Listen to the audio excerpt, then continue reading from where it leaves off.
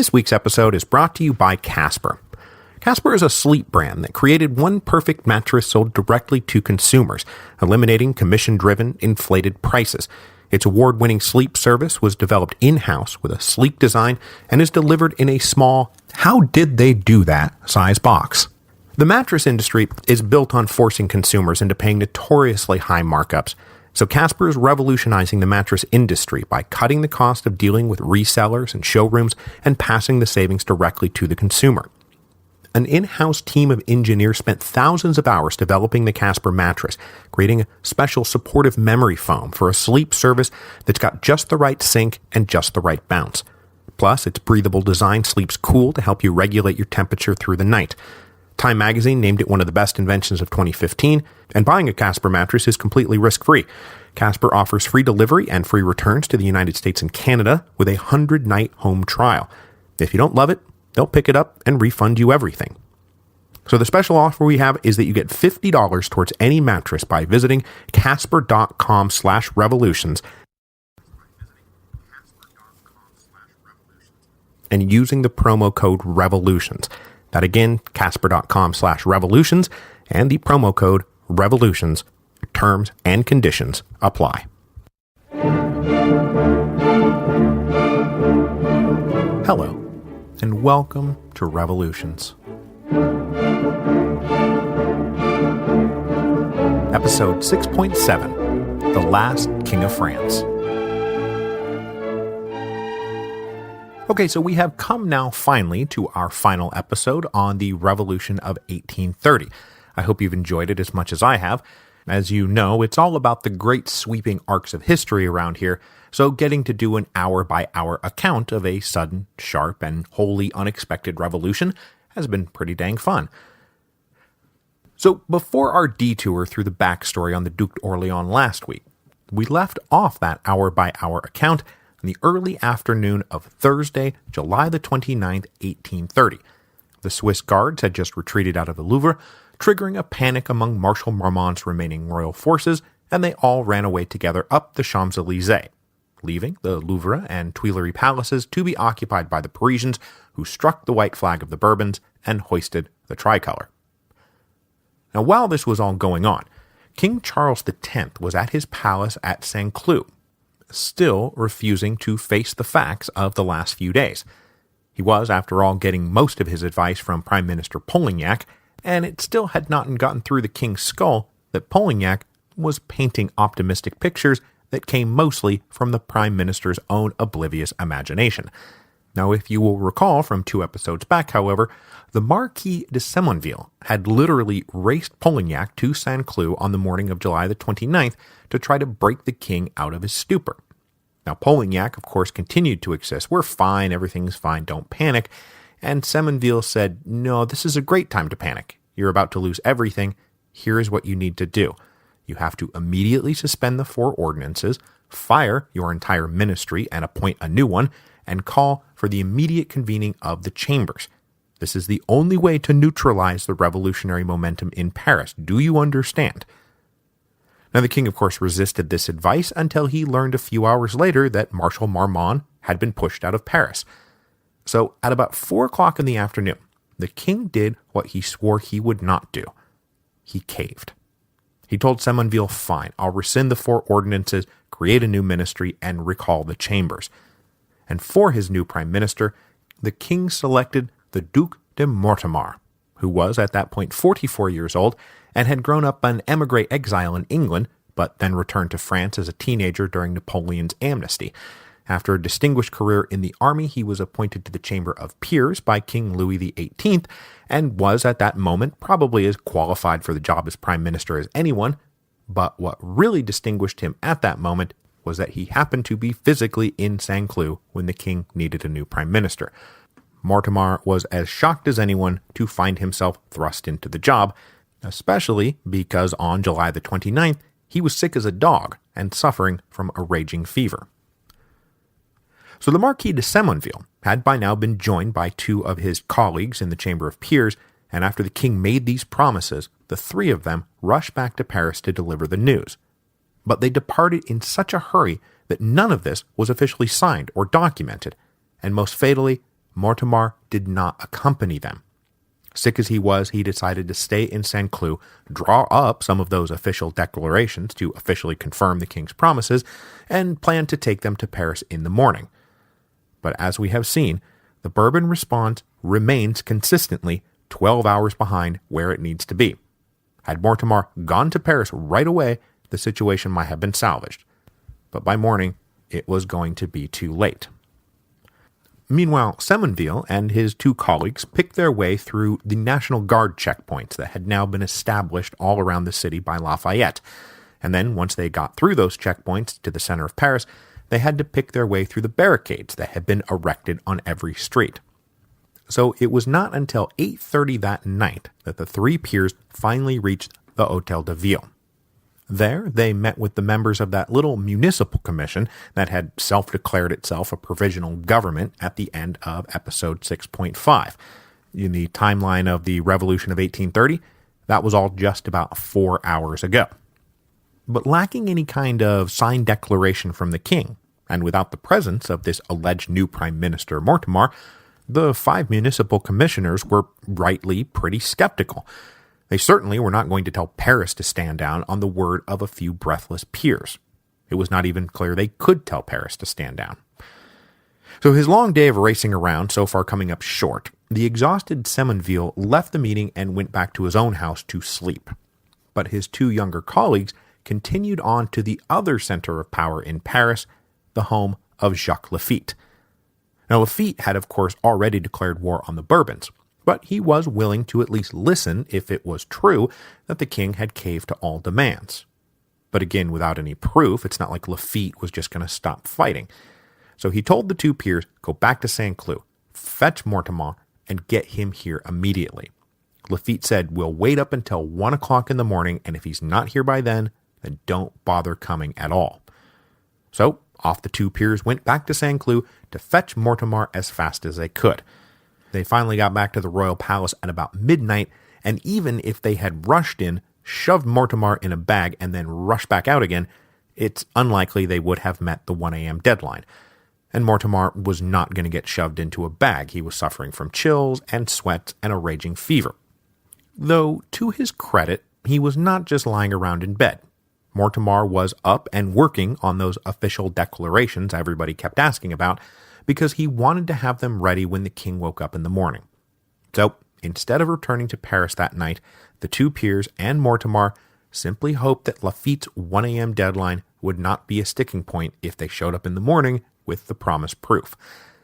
Spoiler alert, the 1 a.m. deadline mattered.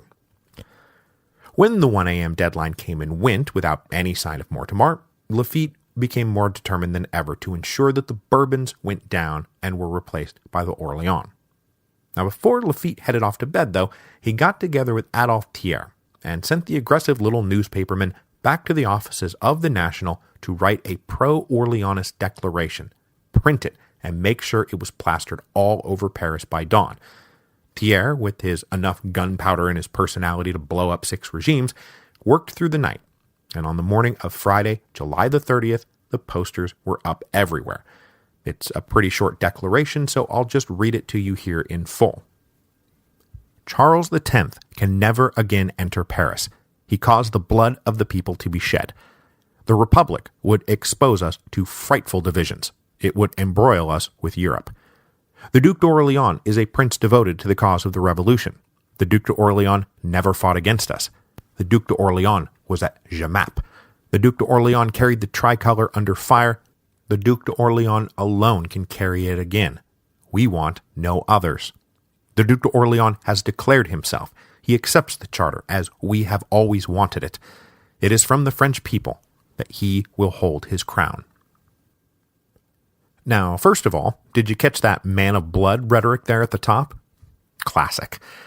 But the most important part is the second to last clause. The Duc d'Orléans declares himself, and he accepts the charter as we have always wanted it.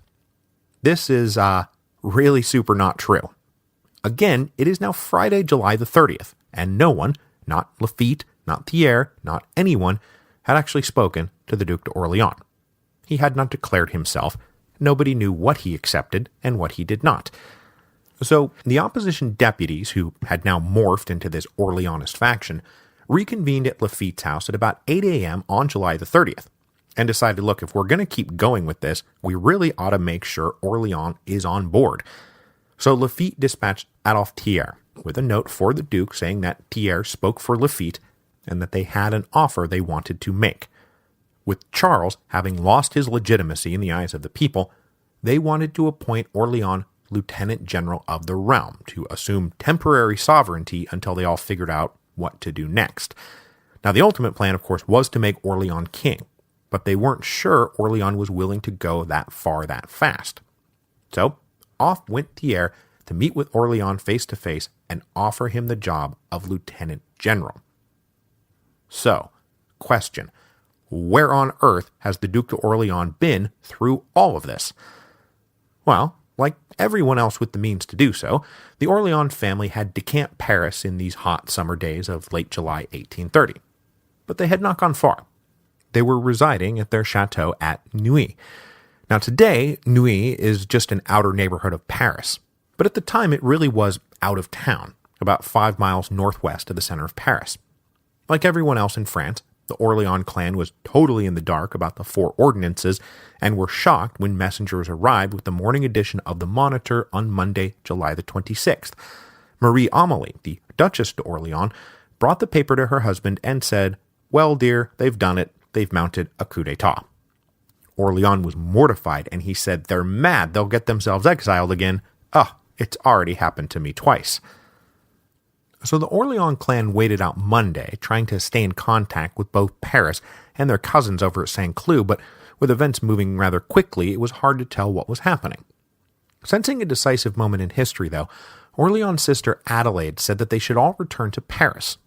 But the Duke believed jumping the gun was a surefire way to get himself exiled again, maybe even executed, if nothing came of the unrest. So the family stayed put at Neuilly to be close to events without becoming participants. When the fighting in Paris began on the night of the 27th, Orleans got even more nervous about his position. Both running toward Paris and running away from Paris both seemed to court disaster. Then on Wednesday the 28th, the real battles began and the family could hear the gunfire and cannons. There was a good possibility that at any moment a crowd of Parisian revolutionaries would show up on their doorstep. Said crowd might be showing up to fetch Orleans to lead them as a liberal man of the people, or said crowd might show up to execute him for being a member of the extended royal family. Both seemed equally plausible scenarios. So on the night of the 28th, the Duke moved out to a small house on the edge of his estate, and there he laid low. He would be accessible if events made it expedient to be accessible, and inaccessible if events made it expedient to be inaccessible. Now, aside from the Parisians who captured the Tuileries and the Louvre, the Orleans family was among the first to know that Marshal Marmont's forces were in retreat, because their line of retreat went right by their estate. They were in fact so close that as the troops retreated, an errant cannonball flew over the house and landed in the yard. And this apparently broke any remaining hesitation that Adelaide might be feeling. She fumed righteously and ordered her servants to gather up all the blue, white, and red cloth they could find, and then she set herself to making improvised tricolor ribbons for the family to wear. The elder branch of the royal family was dead. The tricolor would be proof that the cadet branch was alive and well. Now, being extra cautious, though, so as not to let the Duke himself become a prisoner to events, Adelaide told her brother to clear off the estate completely and ride around north of Paris to another property the family owned on the east side of the capital. So when Adolphe Thiers presented himself at Neuilly at about 10 a.m. on the morning of Friday, July the 30th, he was presented to the Duchess d'Orléans, Marie Amélie, and Adelaide. And just as Thiers spoke for Lafitte, the two women said that they spoke for the Duc d'Orléans.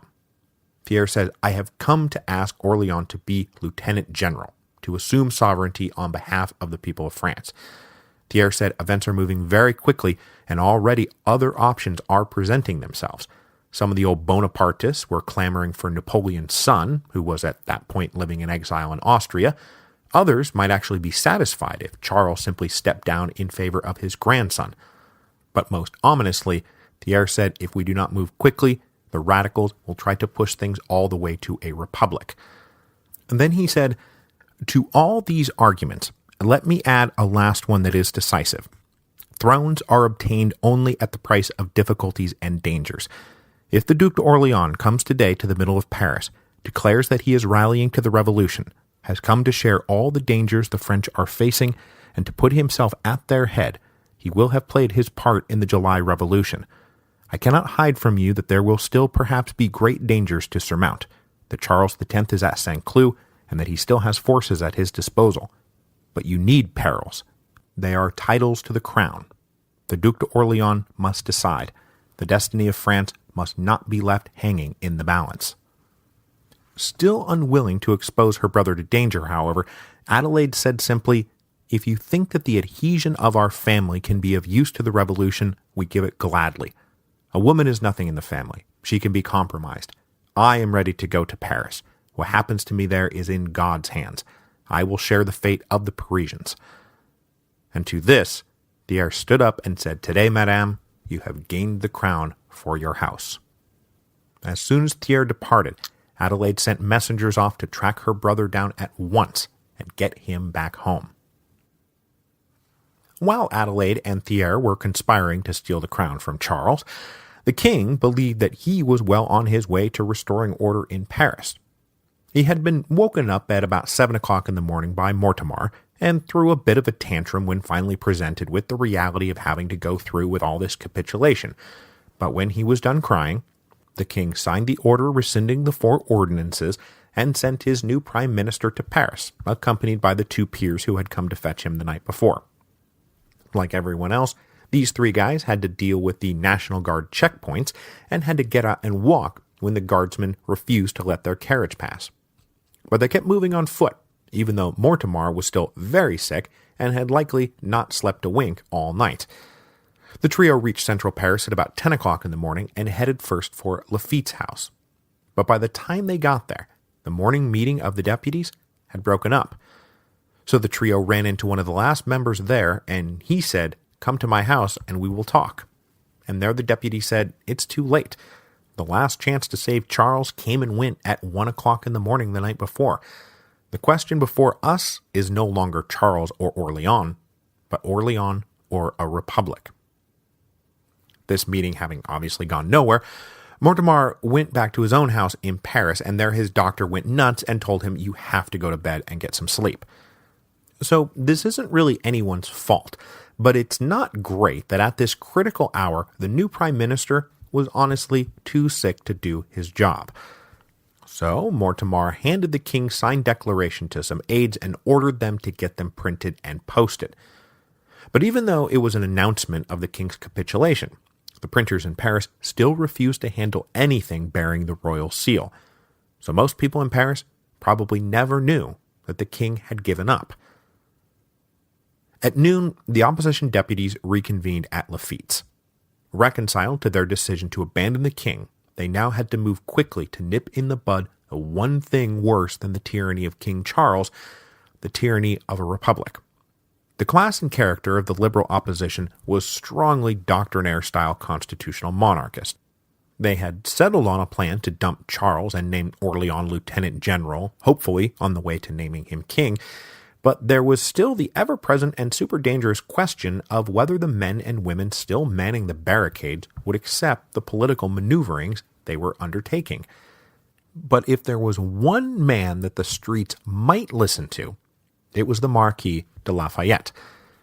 As I mentioned in episode 6.1, Lafayette was pretty consistent with his own political beliefs throughout his life. His placement on the political spectrum, whether he was considered a popular hero or a reactionary monster, was defined by the times. At this moment, he was a popular hero again, and with his command of the National Guard in place, it would be a huge deal if Lafayette decided to say, "No, I don't want to replace one Bourbon with another." Rumor swirled that he was even willing to become president of France if the people called on him. But this was just a rumor. When Lafayette was finally confronted point-blank, he said, "No, Orléans shall be king as surely as I will not be." And this was not just posturing. That was his position. But he did plan to make the price of his support a guaranteed list of civil liberties. With quote-unquote everyone on board, the opposition deputies then drafted a short statement. It said, "The meeting of the deputies at present in Paris begs His Royal Highness, Monseigneur the Duc d'Orléans, to come to the capital to exercise the functions of Lieutenant General of the Kingdom and express to him the wish to retain the national flag. The deputies have been concerned, moreover, with assuring to France in the next session of the Chambers all the indispensable guarantees for the full and complete execution of the Charter."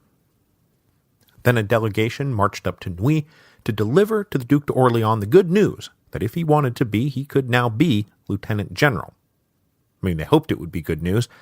All these guys still had to go on was Adelaide saying, "Yeah, let's do this thing." With everyone now navigating National Guard checkpoints with difficulty, the party of deputies did not reach the Orléans estate until 8 o'clock that night. But there, by candlelight, the Duc d'Orléans, the man allegedly at the center of all this, finally shows up in person. He accepted the party and their offer and said he would come to Paris in the morning. So the delegation turned around and went back to Lafitte's to deliver the news that they had their man. But Lafitte was hopping mad, far more aware than the Bourbons that time was actually of the essence, and that waiting till morning was how revolutions were lost.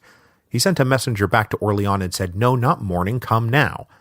With Adelaide's helpful prodding, Orléans agreed. The family packed up and headed to Paris and arrived at the Palais Royal around midnight. As Orléans fatefully entered Paris, King Charles fatefully retreated from it. Having sufficiently recovered, Montemar headed back to Saint-Cloud on the evening of July the 30th to say that none of it had worked. Paris remained intractable. The scene at the palace was bitter and chaotic. After Marshal Marmont's retreat the day before, he had been relieved of his command, and the troops were given to the king's son, who, as I had mentioned a few episodes back, was now firmly convinced that Marmont had betrayed the Bourbons on purpose, just as he had once betrayed Napoleon. As night fell, though, the king concluded that Saint-Cloud was too close to rebellious Paris. The king said that the family would now move to a small chateau on the edge of the estate at the mostly derelict Palace of Versailles. So at 3 a.m. they all packed up and departed, leaving the king's son behind with the troops to block any potential revolutionary column coming out of Paris. The rest of the family arrived in Versailles at about 7 o'clock in the morning on Saturday, July the 31st. Back in Paris on that same morning, the Duc d'Orléans woke up at dawn full of doubts about what he had just agreed to. Now mostly recovered, Prime Minister Mortemar arrived to find out what exactly Orléans was up to, and Orléans, apparently quite sincerely, said, "Look, please tell Charles I don't want any of this. I do not want to be king. Basically, events are happening to me, and none of this is by design." And he was quite serious, because a few hours later, a large delegation of deputies, including all the guys we've been talking about, Lafitte and Guizot and all them, came to the Palais Royal and were shocked and horrified when Orléans said, "I've changed my mind. I do not want to be Lieutenant General." They freaked out and laid in the hard sell, and the official argument was that he had to do it. Why, at this very moment, the radicals in the streets might proclaim a republic, so it's either you or Madame la Guillotine. You make the call. Orléans continued to vacillate, but was apparently pushed over the edge by a short piece of advice from Monsieur de Talleyrand. Orléans sent one of his men to Talleyrand asking whether he should really accept the lieutenant generalship, and Talleyrand's reply came back in 3 simple words: "Let him accept." So obviously, with a great deal of reluctance, Orléans said, "Fine, I'll do it." The deputies already had a proclamation for him to sign that said, "Residents of Paris, the deputies of France, at this moment assembled in Paris, have expressed the desire that I come to this capital and exercise here the functions of Lieutenant General of the Kingdom. I have not hesitated to come to share your dangers, to place myself in the midst of your heroic population, and to exert all my efforts to preserve you from civil war and anarchy. In returning to the city of Paris, I wear with pride these glorious colors that you have again taken and that I myself have long carried. The chambers will meet. They will consider the means to assure the rule of law and the maintenance of the rights of the nation. A charter will henceforth be a reality." With Orléans' approval, Lafitte ordered 10,000 copies of this proclamation printed and distributed, and unlike for Charles, the proclamation was rushed off the presses and plastered everywhere, because that's what you get for messing with the printers of Paris. Orléans then sat tight at the Palais Royal while more deputies came out of the woodwork, where once there had been maybe 30 or 40 at any given meeting, there were now over 80, because these guys finally decided that it was safe to stick their necks out. This group of deputies then drafted their own proclamation to support the one quote-unquote written by the Duc d'Orléans, and then filed back up to the Palais Royal and reconvened around Orléans.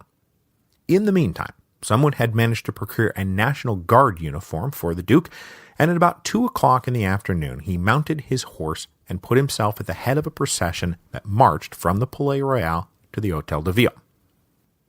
Now, as has been noted by historians ever since, this was an act that required some degree of bravery on Orléans' part.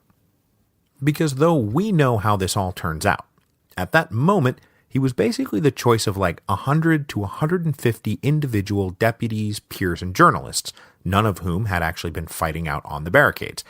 In fact, he was the member of a family that all of those people had been fighting against. Because let's face it, this was an attempt to replace one Bourbon with another.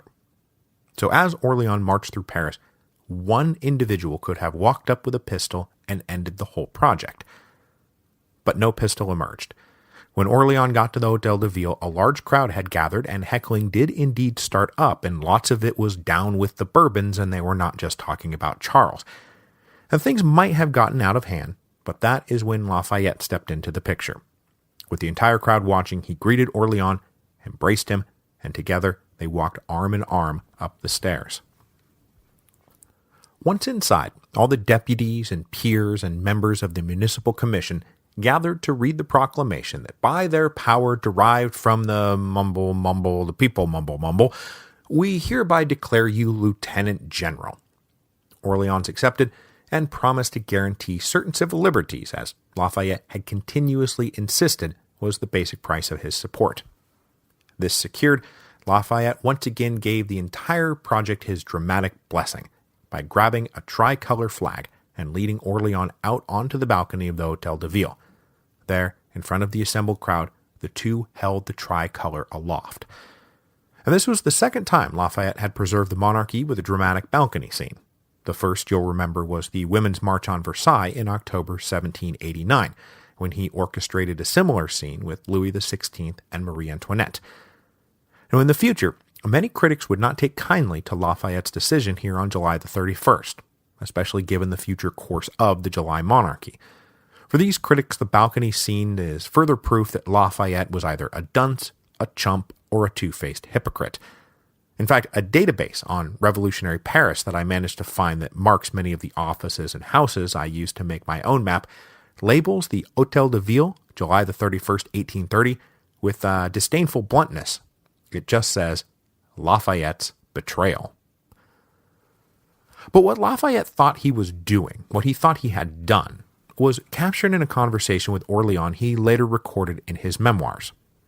He said, "You know that I am a Republican, and that I regard the Constitution of the United States as the most perfect that ever existed."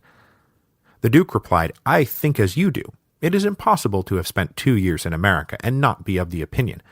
But do you believe that in France's situation, in the present state of opinion, it would be proper for us to adopt that Constitution?"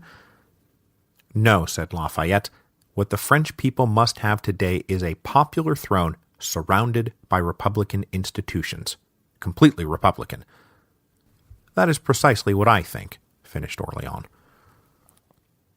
With the crown being stolen out from under him in Paris, King Charles X was at Versailles trying to figure out a way to steal it back. Despite his declaration that he had fired his ministry, all the fired ministers were still around and giving him advice, and they thought they had a plan now to get a hold of the situation. The king would move to Tours, and there establish a court, and call the chambers and diplomatic corps to attend to him there. Now this, had it happen, would have kept Charles X on the course once followed by Charles I, when he had fled London in 1642, planted his flag at Nottingham, and called Parliament and the Lords to attend to him there. But, as it turned out, it was too late to even follow the path of Charles I, which is probably not the worst thing in the world, as Charles I lost his head, and Charles X will not. Now, the reason that plan wasn't going to work is that by the afternoon of the 31st, the king's son arrived from St. Cloud with troubling news. The forces under his command had mostly mutinied out from under him. When some Parisians had approached the palace, the soldiers straight up refused to fire on them. Then, rather than follow the prince to Versailles, the Swiss guards had instead approached the National Guard and negotiated their own safe passage right out of France. It was super unclear what the rest of the army was going to do, but so far everything pointed to a complete loss of control. Most of the men were out on garrisons on the Belgian frontier, and of course, oh so ironically, a third of the army and most of the most loyal officers were in Algeria, because what had begun as a publicity stunt to secure victory in an election now deprived the king of the necessary means of defending his crown. Whoopsie-daisy. With Versailles now seeming too dangerous, the king and his entourage picked up again and moved even further, to Rambouillet, where they received word that Orléans had accepted the lieutenant generalship and was issuing a flurry of orders to all the armed forces for them to stay put until further notice. There was no confidence now that a counter-order from Charles would be followed. It probably wouldn't. Boxed in, and surrounded by rumors that a great mob similar to the one that had once captured his brother in 1789 was on the way, a deep sense of fatalism consumed the royal family. By the following day, even those in the king's inner circle counseled the unthinkable: abdication. But there was one final card for the king to play in this whole sorry, completely stupid, misplayed game that he never should have started in the first place. The king could abdicate in favor not of his son, who was himself tainted and unpopular, but in favor of his grandson, the miracle baby Henri, the Duc de Bordeaux. Now 10 years old, Henri was innocent in all this, and might actually be accepted by the people. By abdicating in favor of his grandson, there was some hope that Lieutenant General Orléans would be forced to recognize the legitimacy of his young cousin, and the crown would be kept in the Bourbon family. It was a clever gambit that would put Orléans and his backers in a tight spot. It did take one good, furious argument to convince his son to sign the letter, but when the shouting was over, both father and son signed. It took the form of a letter directly to Orléans, and said, "My cousin, I am too profoundly grieved by the troubles that afflict and could threaten my people not to have sought a means to prevent them. I have now resolved to abdicate the crown in favor of my grandson, the Duc de Bordeaux. The Dauphin, who shares my views, also renounces his rights in favor of his nephew. You will now, by virtue of your office as Lieutenant General of the Kingdom, proclaim the accession of Henry V to the crown. You will take, moreover, all measures that concern you to determine the forms of government during the minority of the new king. You will communicate my intentions to the diplomatic corps, and you will inform me as soon as possible of the proclamation by which my grandson will be recognized king under the name Henry V. I renew to you, my cousin, the assurance of the sentiments with which I am your affectionate cousin, Charles." The abdication was signed Monday, August the 2nd, 1830. It had been 1 week since the publication of the 4 ordinances. Kind of an all-time great political blunder. Back in Paris, Lieutenant General Orléans and his stable of new advisors got the abdication letter on the afternoon of August the 2nd and now had to figure out what to do with it. They agreed that it put Orléans in a tight spot, but someone, and unfortunately I do not know who to give credit for this, had a bright idea. They said, let's just keep what we like and ignore what we don't. So on August the 3rd, Lieutenant General Orléans proclaimed to a joyous Paris that King Charles X had abdicated the throne. But there was no mention of abdicating in favor of Henry V. For all anyone knew, the kingdom was now simply in the hands of Lieutenant General Orléans, who also stressed that he did not derive his powers from some last-minute appointment by an abdicating king, but by order from the people of France, from whom true sovereignty derived. So 15 years since Louis XVIII's Charter of Government made it clear that sovereignty came down from God to the king, Lieutenant General Orleans made it clear that sovereignty once again came up from the people. But as word of the abdication made the rounds in Paris, it was accompanied by a rumor that this was all a ruse, and that the king was actually planning to attack the capital. So for the first time since the capture of the Tuileries Palace 5 days earlier, the street fighters of Paris had something to do. About 15 to 20,000 of them gathered at what is today the Place de la Concorde. They were joined by companies of the National Guard to keep the whole thing kind of organized, and they all resolved to march on Rambouillet. Now, what they would do when they got there was still a pretty open question, but it was also like 30 miles away, so they'd have plenty of time to think about it.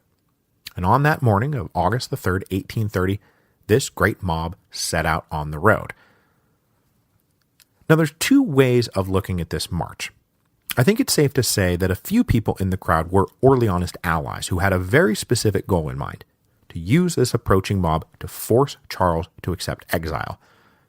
But there's a slightly more conspiratorial theory that the entire adventure was dreamed up by the Orleanists to get the hottest of the hotheads out of Paris while they completed their little coup. Because now that the radical street fighters had done their work, it was time to literally clear them out of town for the day while the respectable liberals took over. As soon as the mob departed, a joint session of the Chamber of Deputies and Chamber of Peers convened at the Palais Bourbon. It was the first time either chamber had officially convened since Charles had dismissed them all back in March. With about 200 deputies and 70 peers in attendance, they ran around covering every fleur-de-lis in sight with the tricolor, and then, in a carefully choreographed bit of theater, a column of National Guardsmen led Lieutenant General Orleans to the Palais Bourbon, where he was invited to deliver an address to the joint chambers.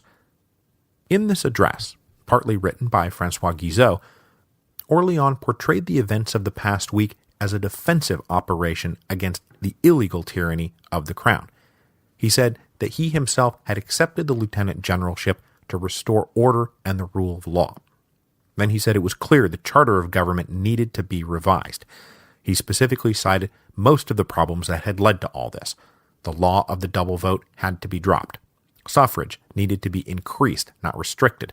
The right of royal censorship needed to be abandoned entirely, and of course the infamous Article 14 needed serious revision to avoid something like this happening in the future. While Orleans and the chambers discussed revising the charter of government, the Parisian marchers kept tromping on the road to Rambouillet. When they reached the town of Trappes, still about 15 miles from their destination, a few of the Orleanist leaders convinced the mob that this was a good place to stop and rest. 3 of them would ride on to scout what lay ahead, but their real plan was pretty clear. When they got to Rambouillet, they knocked on the ex-king's door and asked for an audience. By now night was falling and they found Charles angry and agitated, which, yeah, that sounds about right. But the 3 Orleanist messengers had news that made him even more agitated and angry. Intentionally inflating the danger, they said, look, somewhere between 60 and 80,000 Parisians are marching here as we speak. There is no time to lose because, frankly, we don't think we'll be able to control them if and when they get here. So you have to leave.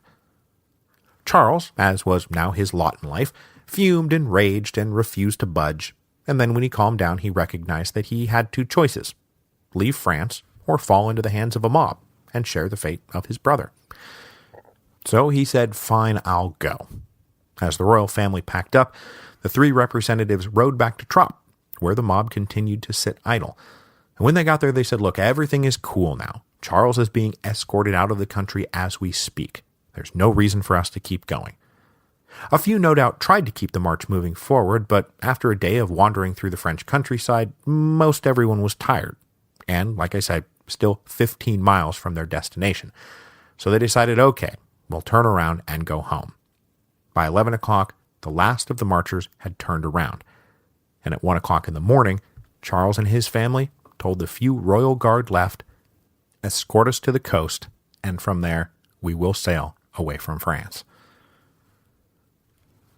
The end of the July Revolution and beginning of the July Monarchy played out in Paris over the next few days.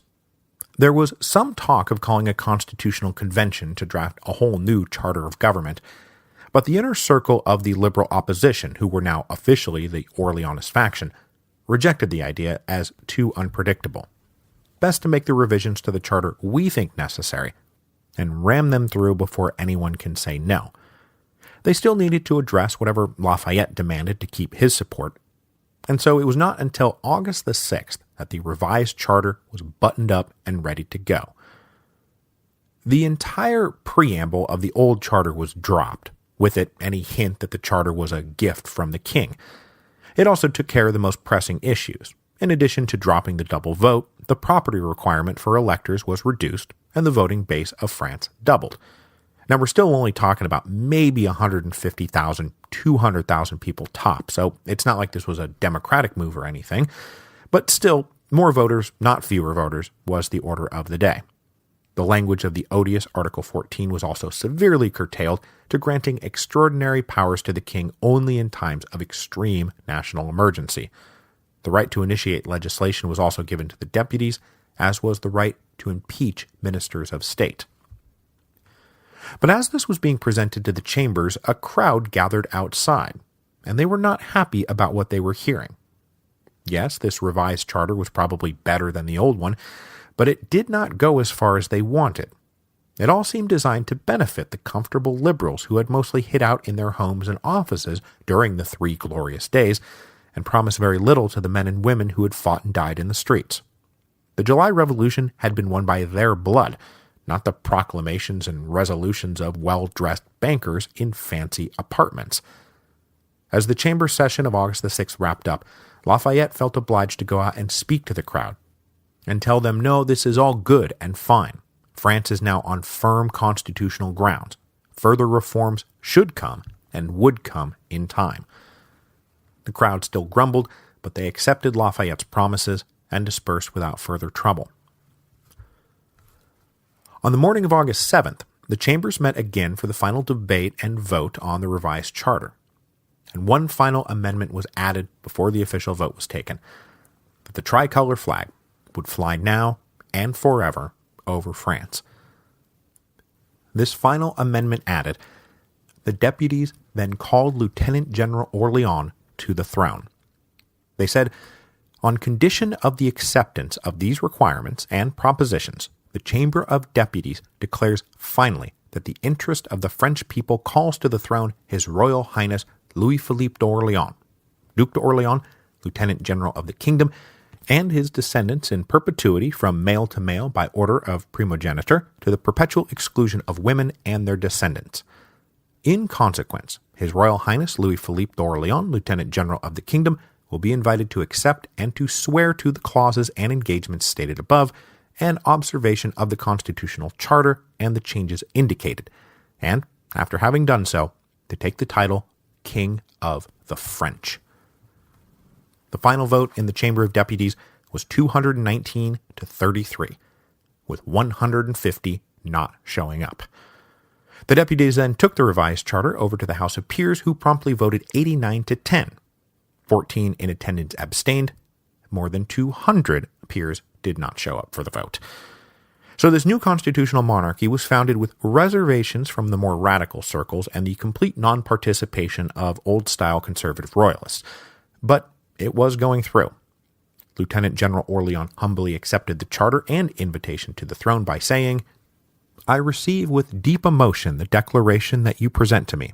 I regard it as the expression of the national will, and it appears to me in conformity with the political principles that I have professed all my life. Then, once again, he and Lafayette appeared on the balcony together, and it was later said that the July monarchy was sealed by the Republican kiss of Lafayette. But this was not quite the end of it. This was still merely the invitation to take the crown, not any official coronation. So the next day was spent working out all the details. Among the most pressing was figuring out how the new king would style himself. To confirm the historical break with the old absolutist Bourbons and reject their conception of absolute monarchy forever, they settled on Louis-Philippe I, rather than Louis XIX. And then, of course, most important, he accepted that he would not be the king of France. He would be king of the French. His sovereignty was not by and for some chunks of geographic territory that he laid claim to by God-given right, but rather by and for the people of France, because it was the people, not the land, who made up the nation of France. Finally, on August the 9th, 1830, a joint session of the chambers hosted the coronation of Louis Philippe I. It was an understated affair compared with the grand coronations of Charles X and Napoleon and the whole line of Bourbon kings before that. Louis Philippe dressed in the uniform of a general, and he sat in the throne. After everything was read again, Louis Philippe rose and said, "I accept, without restriction or reserve, the clauses and engagements embodied in this declaration and the title King of the French that it confers upon me, and I am ready to swear to observe it." So, the King of France is dead. Long live the King of the French. The resulting celebrations in Paris stood in marked contrast to the sad procession of the deposed Bourbons still slowly making their way towards the coast. Charles was intentionally moving at a snail's pace, just in case, by some miracle, events took a dramatic turn and he was recalled. But there was no dramatic turn of events. In each town the family passed, the tricolor now flew, and National Guardsmen lined the streets. By August the 16th, even their snail's pace could not stop them from eventually reaching the docks. Louis Philippe had hired 2 American ships to ferry his cousins across the English Channel to exile in England. As they boarded the boat on the afternoon of the 16th, tears abounded, but there was little send-off. There were no throngs of loyal subjects mobbing the docks and begging them to stay. The last King of France departed for exile, and it was far more good riddance than goodbye. So this concludes our series on the July Revolution of 1830, which has now birthed what we call the July Monarchy of Louis Philippe I. But fear not, I am not going to abandon you for another long hiatus just yet. For the next few weeks, I'm going to knock out a few one-off supplementals to round some things out. For example, there is a revolution that's about to break out in Belgium. Gotta talk about that. And then, as you die-hard fans of Les Mis know, there's an aborted revolt in 1832, once the more radical students of Paris realized the July Monarchy ain't all it was cracked up to be. So I've got a few of these plans as we start laying the groundwork for 1848, but first up, next week, we will answer the question that I have gotten many times since the start of the Three Glorious Days, and that is, what on earth did the rest of France think about the July Revolution?